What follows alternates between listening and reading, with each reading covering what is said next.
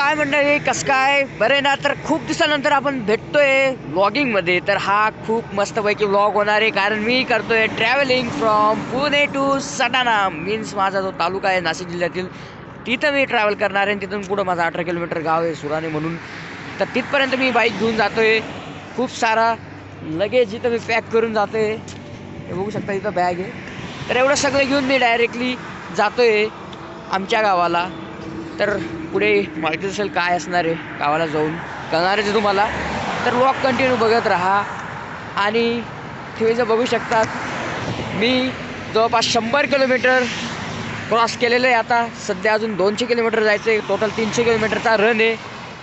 आणि इथून संगमनेर 46 किलोमीटर आहे. जसं की तुम्हाला आता दाखव बघा, नाशिक 118 आणि संगमनेर 46 इथपर्यंत मी पोहोचलेलो आहे. आणि आपली बाईक हा असा एक बॅग पॅक केलेली आहे मस्तपैकी.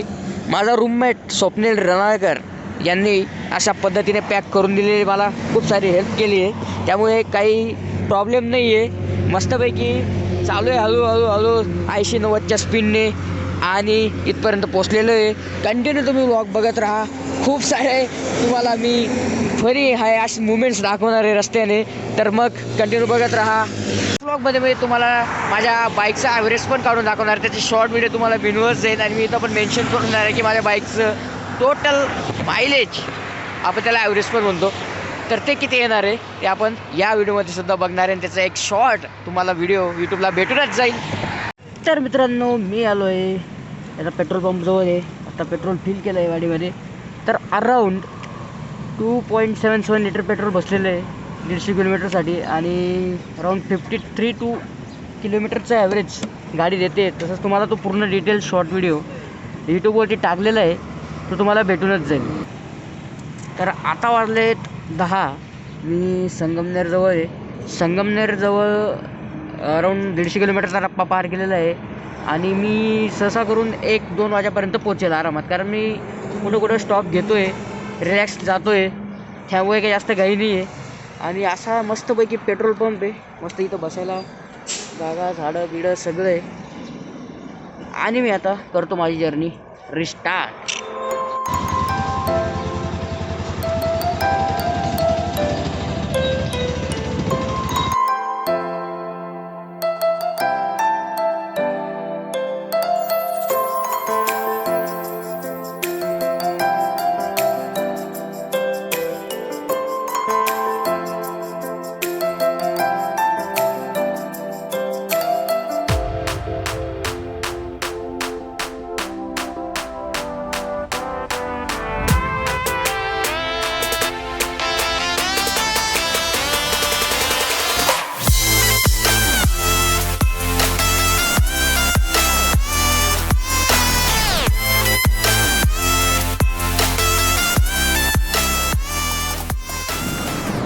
तर मित्रांनो, समोर तुम्हाला नागपूर दिसतच असेल. तर हा आहे समृद्धी हायवे, म्हणजे समृद्धी महामार्ग आपण त्याला म्हणतो.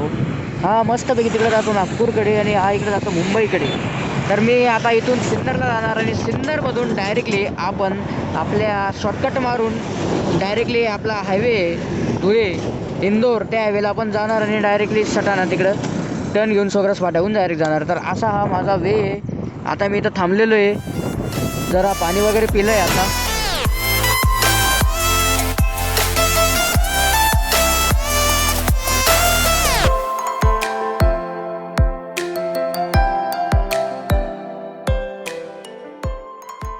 जसं की मित्रांनो, मी आता येत होतो, तर येताना भरपूर सारे खड्डे ऑब्झर्व केले. या रस्त्याचे काम होणं गरजेचं आहे, म्हणजे ऑलरेडी चालू आहे काँक्रिटीकरण, पण भरपूर सारे खड्डे मला ऑब्झर्व झाले आणि गाडीचा स्पीड भरपूर वेळा स्लो करावा लागला. तर या रस्त्याचं काम नक्कीच जर झालं फास्ट, जसं की हा समृद्धी महामार्ग झाला आहे, तर मी म्हणतो भरपूर ट्रॅव्हलिंग टाईम आपला कमी होईल. तर आता जवळपास मला यायला लागले तिथपर्यंत 11 वाजले, म्हणजे जवळपास 4 ते 5 तास लागलं. इथं 4 तास पकडून चला तुम्ही.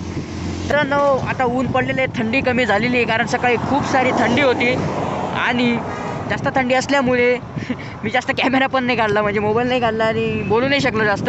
तर आता थोडं थांबलो, थोडासा आराम केला, त्या ठिकाणी रेस्ट केला एक ठिकाणी, थोडंसं नाश्ता वगैरे केला, चाय पाणी, आणि आता स्टार्ट केली आहे परत जर्नी.